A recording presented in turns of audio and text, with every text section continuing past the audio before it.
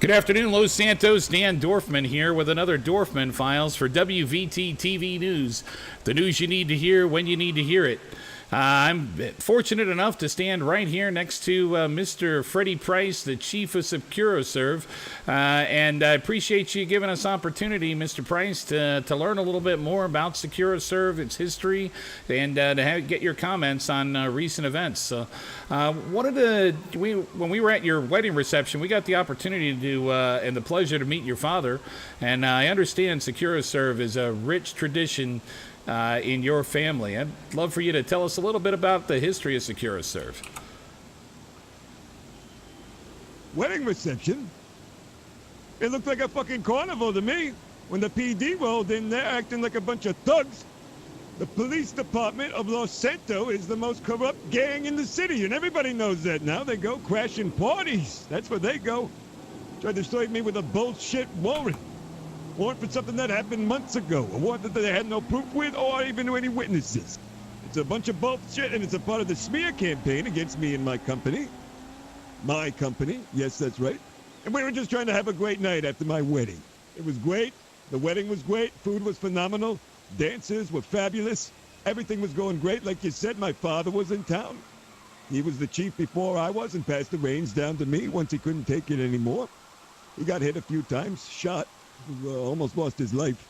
That's when I had to step up when I was a young boyo, and I did so. And I did what I had to do to keep the company running, scrapping, taking every job we could, working in the malls, food marts, protecting everybody. Till I started taking on jobs from the bank. Started to pay a little bit better. Started stopping bank robbers, protecting the citizens. Did we ever get any thank yous? No. Anybody do any pieces on us saying thank you, SecuroServe, for our help? No. What does the PD do? They try and shut us down because we're doing their goddamn job for them. They can't take it. They can't hack it, and they can't. Well, Mr. Price, I have to interject there because we at WVT-TV News, we have been covering several different angles since we became aware of your company, and we've covered several of the different. Things that SecuroServe has done that's been really great here in controlling the opening night at the Vanilla Unicorn. You guys did a fantastic job. There was an altercation, I might remind the viewers, and SecuroServe saw that the assailant was taken out in the parking lot. He was surrounded quickly by SecuroServe trained personnel, and that situation was dealt with no loss of property damage or anything like that. And we made sure we gave SecuroServe their due. Well, you're the only ones doing your job then, Mr. Dorfman. And we appreciate you here in the city as well. SecuroServe recognizes your fine talent for your job, and we respect the passion you have to get the news correct. Well, I appreciate that, Mr. Price. Wanted to it sounds like SecuroServe you've had a long history there now. Your father, your involvement is when you got into it, when you needed to take over the company for your dad. But maybe you could tell us a little bit about what the motivation that it takes to get up every day and to do this job. It can't possibly be easy. Oh, well, it is easy for me. All right, it's second nature.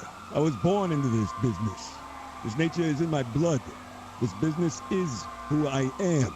It always has been. All right? It's been in the family since the beginning, back in the 1800s. I believe it was 1842 when SecuroServe was formed. And since then, it's been held by a price ever since then. We all make sure to have kids. We make sure to have sons. You got to keep pounding and pounding and pounding until you get a son out of it so you can take over the company someday. And that's exactly what I plan on doing. And like you said, I just had my wedding day, so the place is going to get pounded. Well, I imagine that's probably you're going to be keeping Miss Fanny very happy for a long period of time, I'm sure, Mr. Price.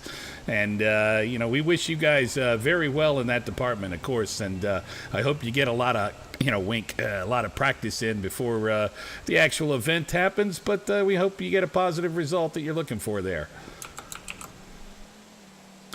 Now, I'd like to kind of get on to a couple of events that have happened around town that allegedly, why don't we talk about, you brought it up, why don't we talk about the event that happened over there at the the end of the wedding reception. First of all, thank you very much for the invitation. The food, like you said, was spectacular. The dancers, everything, it was a perfect night.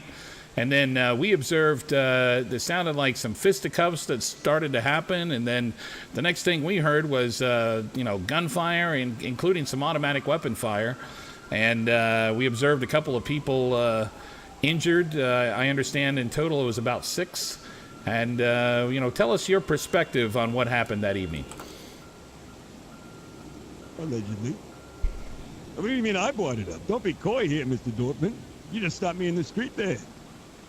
Said, hey, we'd like to do an interview. Well, All right? and I did. Don't turn this on me. But I would love to talk about it. Oh, great, yes, I'd love for you to. Thank you very much. Put the and I'd microphone on love my for you face. to tell your side of the story Mr. there, Dorfman. Mr. Price. Yeah, great. What side is there to tell besides the same story being told over and over again by Los Santos and the people attempting to live here? The kind people, the good people who have legit businesses, working here every day to earn $1. Not getting paid by the government like the PD is. All the money in the world. You see the type of cars they're all driving around. They think they own this city. They make the laws. Their laws. Which aren't actually the correct laws. Now, they show up at my reception and, they're being hooligans is what they're doing. Walking around, a bunch of thugs. Walking around like they own the place. We asked them to leave on a number of occasions. They refused. And eventually they start causing some trouble out front. Mr. Bayo, you know him as a deputy now after he was demoted. Surprised they didn't take his goddamn badge. That's what they should have done. Started causing trouble with me out front, pushing me around a little bit. Saying he doesn't care if he has his badge on. He will take the badge off and it won't matter. He will rock me any time of the day. He's very upset because I married his former sweetheart, Miss Fanny Price. And she's mine. He can't take it. So, there's a bit of conflict of interest there in any case involving me with this guy. He tries to put us away on a number of occasions. He does it every week, pretty much. Gets us for some bullshit crime here and there. It's corrupt system. That's what I want to say. It's a corrupt system, and that's all I want to get through to all you people like that. Well, it seemed to me, Mr. Price, as an observer there at the party, now I didn't witness you guys asking them to leave, but the police seemed to be on pretty good behavior. I was speaking with Chief Andrews, and he seems like a pretty reasonable, pretty good behavior. Chief behavior. Andrews is. That means they have SWAT agents lurking around in my I didn't bushes. see SWAT tactical agents with loaded machine guns lurking around in my bushes during my reception party. That's the type of people you want guarding you. Well, and they go shooting up the whole goddamn place. Well, they may have had some people staged, just in case there was an incident. But you have to admit that Mr. Chief Andrews and even Deputy Bayo seemed to, be respecting the party and everything. They were invited guests, were they not? That's what you think. See, that's the image you get. I'll have you know, before my entire wedding, Deputy Bayo met me out in a parking lot, an undisclosed parking lot, a very private location, and he began threatening me, saying if, I ever touch Granny in any inappropriate way, he's going to take his badge off and deal with me personally. That was a threat on my life. That's what they wanted to get into. Did you file a complaint? They were planning to take us down the whole goddamn Did you file a complaint on that, Mr. Price? Because that certainly would be something. Oh, who am I going to go to? I'm going to go to his chief. I'm going to go to his chief and say, look at what Bayo's doing. They live and eat together. They breathe each other. Would be surprised if they're not sexually involved with each other. All of them, all the PD. Just fucking each other all day long. That's what they do down there. Well, you gotta, but they thugs. do have to follow the law there, Mr. Price. I mean, they are held to a standard, just like Securiserve That's is, right? what you think. No, they are Now not. the law? What They have to follow the law, right? They ain't held to that. Who holds They them hold to each. that? They have They to hold hold each each other other. to That's it. right. They're And then all thugs. we help hold them there too. Now, did I not come down there? You probably saw the news interview that I did with Mr. Frank Murdoch. You might recall WVT-TV News. We did an interview with Mr. Murdoch, who was unhappy about the police and encounters that he had with then Sheriff Bayo, and I believe that incident, in fact, led to his demotion.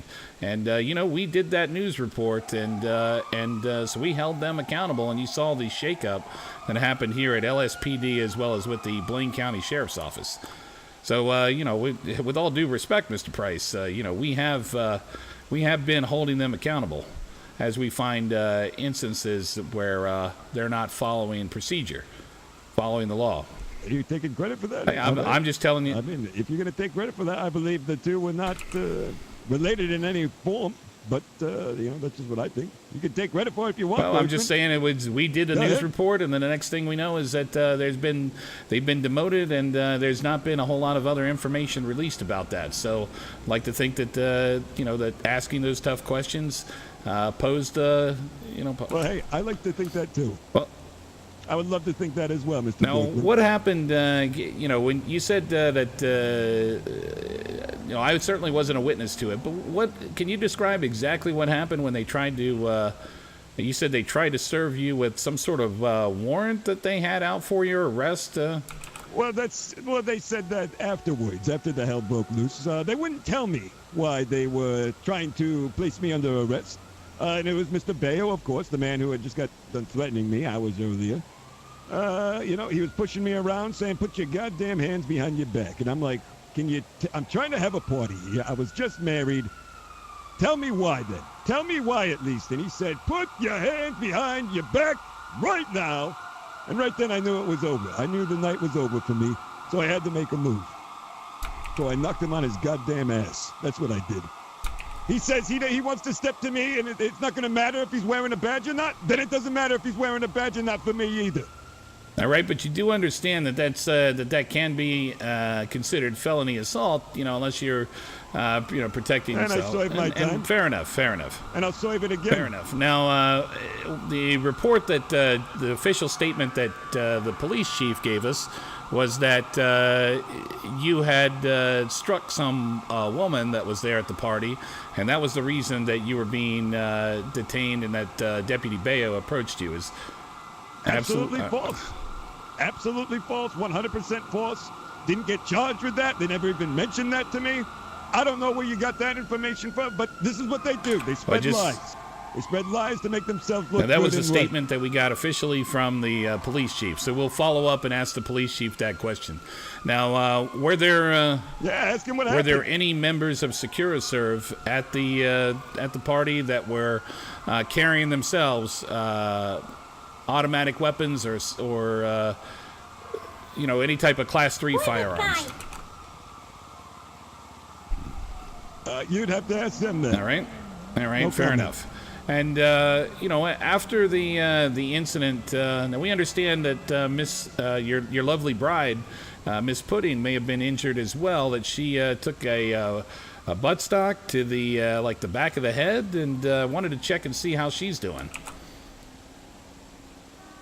Yeah, well, when I rocked Mr. Little Bayo boy in the face, police started shooting at everybody. They lit the place up like it was the 4th of July. Felt like we were back in Vietnam. It was a shit show. They started shooting at everything. People were running for their lives, screaming. It was complete chaos. Nobody knew who was shooting at who, what the hell was going on, bullets flying. That's the way the PD handles their cases. They had all of them there, and they were set up like a goddamn firing squad. All right, now, were all the members of Securiserve injured in some way, shape, or form during that shootout, or? All right. That's correct. Yes, they were. Yes, they were. All of us, including myself. And everyone is now recovered, Mr. Price? To my knowledge, I know my darling dumpling was hurting a bit. Mikey Mikey got hit pretty hard over the head. Somebody hit him. And, I took a couple bullet grazes, but we're all pretty much all right. They ain't gonna put us down. We keep fighting the good fight. And now, Mr. Price, can you tell us a little bit about the mission of SecuriServe? I mean, what is you talk a lot about protect and serve. I mean, what is at the heart of SecuriServe, and what do you want the citizens of Los Santos to know if they come by and they contract with your services? What can they expect? Well, they can expect full protection and full services. Whatever they need done, they explain it to us. We have them come in for a consultation. We go over prices, what type of help they're looking for. Do they need maximum security? Is it light security job where I could send one agent, maybe two? There's a whole list of things that we go through there. And we also need a time period. And we make sure that they are protected within these time periods by any means necessary. What the civilian or the client is doing is not up to us. It's not of our concern. People hire us to protect them, and that's what we do, period. Now, you're not concerned at all if some of your clients request any type of, activity? I mean, is there anything that you wouldn't do on behalf of your clients? Of course there is. And all clients have to go through me in the end if it's for a job that seems a little bit unorthodox. And I would make sure to review that job and the necessary means and, take it if it's good. If it's good for the company. We do what we have to do, like I said. Now, I understand you have a little bit of, have an adversarial relationship with the police. Like you said, there's some history there, especially with specific officers. But do you find that there are some officers in and around Los Santos, either in the LSPD or in the Blaine County Sheriff's Office, that you feel like you get a more fair treatment from, Mr. Price? Fair treatment? No. They're all liars. They're all corrupt. And they're bringing this city down. They'll get us for anything. Anything. We can't call them anymore. We protect ourselves. It's the only way we can do it. And that's what we want everybody else to start doing. Why call the thugs in to ruin your day? But you understand, Mr. Price, you don't have police powers as a security company. You should be working. Well, you don't have the ability to arrest. You don't have the power to sentence somebody for no, not at all. You don't have those powers, right? Absolutely. And by whose authority did you get those powers, Mr. Price? By my authority, by the city's authority, by the client's authority. Yeah, but Mr. We're here empowering the people of this city, Mr. Dorfman, while the police are trying to take away all our rights. We are the ones who are going to stand up and regain power for this city and its civilians. And what do you say to the city council, who you get your business license from, Mr. Price? Are you not at all concerned that they would just come in and, start doing a tax audit on you or revoke your license, your ability to practice here in the city at all? They would have no reason to do that whatsoever. I am actually a professional security guard, and I am also a legitimate businessman. We pay all our taxes, and we do nothing wrong to jeopardize our license here in the city. Now, would you ever consider, running for city council if the opportunity afforded itself? Is that something? You have any political ambitions, or is protect and serve, in your heart and in your blood so much that maybe that? Well, I mean, is it? You ever think? Well, I can do a lot of things here. Yeah, I can do a lot of things, Mr. Dorfman, and it has been on my mind, and you're not the first one to approach me about that. Apparently, a lot of these people of the city would like to see me in such a position. However, protecting and serving and running SecuriServe is my main ambition at the moment, but I would not be opposed to seeking some sort of future politically. But SecuriServe will always be a thing. Now, tell us a little bit about your relationship now with the Vanilla Unicorn. I understand you were once a client of theirs, and at this point in time, they've actually even shut down themselves to do some renovations because they had some real security concerns. And I understand that you guys are not on the best of terms right now with them. Would you tell us a little bit about your perspective on that relationship? Well, it depends on whose relationship you're talking about here. I know there's a couple people who claim they own the Vanilla Unicorn, but really have no license for it whatsoever. And I've looked in the files with the PD at that. Looks like they're running a huge scam down there. They, as you probably know, they run a 50-50 raffle every week, or they were, until I mentioned that it was a giant scam. They immediately stopped the raffle. We had a little Twitter war there. They pull out this bullshit, 50-50 raffle. We keep half of the funding for it, and we put it directly towards the Vanilla Unicorn, which was a bunch of bullshit because they don't own the Vanilla Unicorn. They're a bunch of managers. They might as well be managing down at the Clucking Bell. So they just pocket the rest of that money, and it's just a giant scam, and everybody in the city was all on board for it.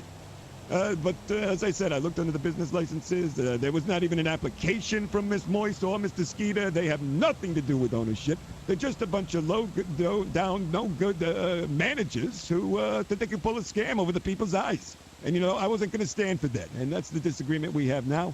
And, a lot of the people have been actually coming up to me and shaking my hand saying, thank you for opening my eyes to this. I had no idea this was going on. Well, now, have you attempted to get in contact with the management of the Vanilla Unicorn, or not the management, but the ownership of the Vanilla Unicorn, and, express your point of view? Well, I'm glad you asked that, Mr. Dorfman. I have, actually. And I spoke to one of the owners personally, and he apologized to me for the escapades that happened that Friday night when we got arrested and thrown out of there and charged with trespassing. And, he paid me for it and, said, look, I'm really looking forward to working with you boys in the future. And he talked about replacing his managers. And so, actually, if you're a manager out there who wouldn't mind working down at the Coin, myself and one of the actual owners of the business is going to be doing some open interviews. So you can call my number, and I can set that up with you as well. Because, like I told Miss Moist, she ain't going to be working there long acting like a goddamn hooligan in the way she acted that night. Ain't going to happen, and a legitimate businessman would never have that. They would never have that. So they're going to be getting rid of her. All right, so that's kind of breaking news right there from Mr. Price, and we'll definitely follow up on that particular story. Now, Mr. Price, are you aware of the recent incidences that happened up at the recent event that happened up at the Observatory, by any chance? I think something's happening behind me. Sorry, Mr. Dorfman. At the Observatory. Yeah, the Observatory. Was that there was some sort of incident up there, a shootout or something like that. Did you hear anything about that? I was wondering if Securiserve was working that case by any chance. No. Whose bus was it? I don't know. I don't know what the hell was going on up there. Some little party bus with teeny boppers. I have no idea, Mr. Dorfman. I can't comment on that. I have no idea what the hell that Holy Jesus. About. Did she just... What the hell? Excuse you? Did he just get... Hang on. Cut the... this is... come over here. Cut the feed to me. What the hell happened, Mike?